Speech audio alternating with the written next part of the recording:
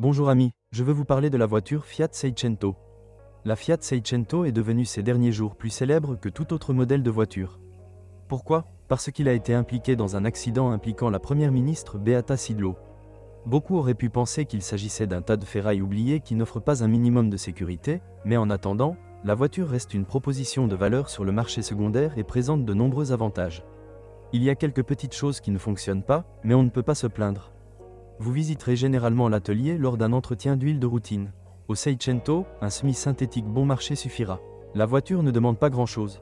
Quel que soit le moteur choisi 0,9, 39 chevaux, ou 1,1, 52 à 55 chevaux, vous devrez vous habituer aux fuites d'huile et aux faibles performances. C'est pourquoi il vaut la peine de vérifier le niveau d'huile de temps en temps, car il peut éventuellement s'épuiser. L'efficacité des unités d'entraînement dépend uniquement de l'approche du sujet par votre mécanicien ou par vous-même. Si le mécanicien ne déchire pas les fils électriques et ne remplace pas les conduites de vide, le moteur fonctionnera probablement correctement. De nombreuses voitures sont équipées d'installations à gaz et, contrairement aux apparences, les petits moteurs supportent bien la conduite avec ce carburant. Dans un tel cas, il vaut la peine d'examiner plus souvent le système d'allumage et de vérifier le niveau d'huile. Malheureusement, installer du GPL signifie également perdre une grande partie du coffre, mais tout le monde n'achète pas un Seicento en pensant à cette zone.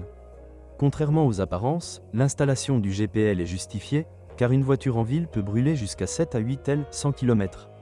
Malheureusement, il est difficile de dire quelque chose de positif sur le matériel.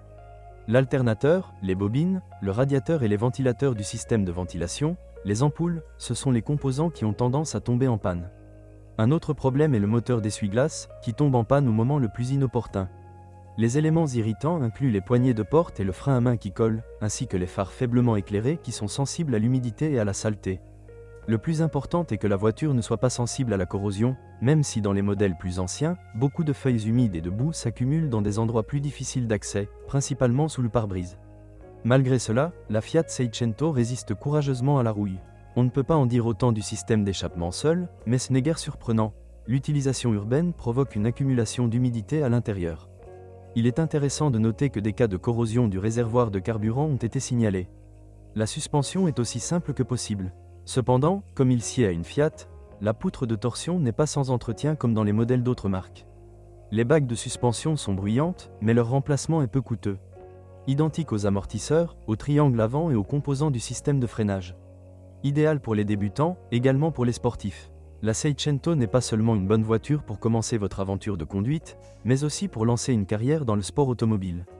Le marché des pièces tuning est très développé, car la version Sporting était très souvent utilisée aussi bien en rallye qu'en course. Même les modifications apportées à la version à moteur 900 ne posent pas de problème, et les ateliers ne manquent pas en Europe pour transformer le Seicento en un véritable monstre. Si vous souhaitez participer à des rallyes amateurs, par exemple KJS, la Seicento est l'une des meilleures voitures à cet effet. Bon marché à l'achat, vous ne regretterez donc pas de le casser. Peu coûteux à réparer, vous n'avez donc pas besoin d'un gros budget pour la saison. Il est agile, il est donc parfait pour les épreuves sportives serrées. Van Seicento désirable. La Fiat Seicento en version fourgonnette de livraison biplace est peu pratique et l'une des versions les plus chères et les plus fréquemment achetées de ce modèle compte tenu de son âge et de son état technique. La raison est évidente, mais uniquement pour l'entrepreneur, la possibilité de déduire la totalité de la TVA sur l'exploitation.